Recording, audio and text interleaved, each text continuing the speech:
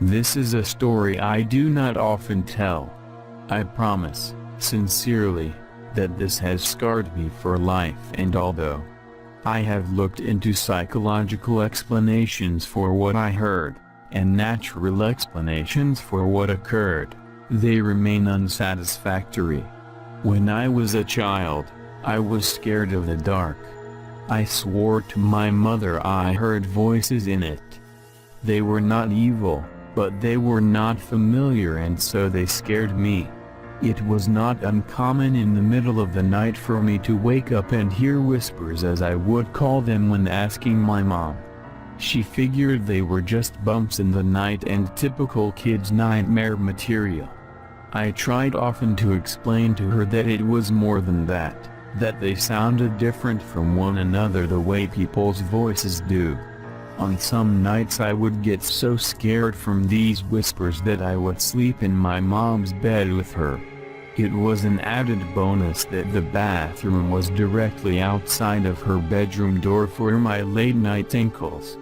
I should add at this point that when walking out into the hall to go to the bathroom, you looked directly down the stairs that would lead you into my living room on the first floor, as my mom's bedroom was on the second floor. On one such night, around Christmas, I awoke and felt the need to relieve myself. I walked out from the door and distinctly heard the phrase "look." And to my astonishment, a red light, almost like a spotlight, was cast upon the wall at the very bottom of the stairs. The light had no other source, it was by itself, and I was transfixed by it. Being a little kid, and it only being a few days from Christmas, I knew what this light was. It was Santa. How else could he get into my house to know I was being a good boy? I was so excited I began walking down the stairs to greet him, picking up my pace after the second step as it began to creep off the wall and fade into the darkness in my living room. That's when I heard him. A very strong, masculine voice. Different from the first. Not at all like my father's.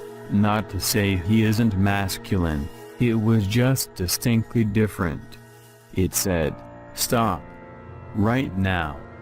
Go back up those stairs." I listened, turned around, and what happened next I am not sure I would believe if someone had told me this same story.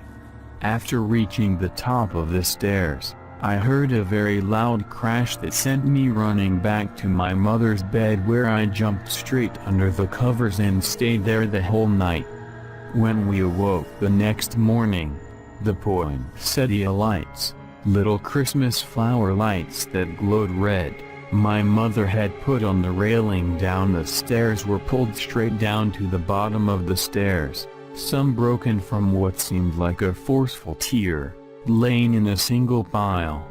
The dry sink in my living room had fallen from the wall. My mother could not explain it. My father was worried we had been the victims of a home invasion. My sister was crying. There was nothing missing, nobody had broken in, there did not seem to be any reason this had happened. And then I saw it, and I kept quiet about it because I was so afraid that I could not force words out of my mouth. There, on the edge of the wooden dry sink which had been facing up, were 3 indentations where the finish on the wood had been worn, almost as if in a forceful grip. Something down there had grabbed it and threw it down. That was what the bang was. I was mortified. After that day I never heard a single voice again. I do not like to imagine what was waiting downstairs for me that night, if it was anything at all. But I can tell you that the reality was that something had physically acted upon 2 things in my house near the bottom of that stairwell.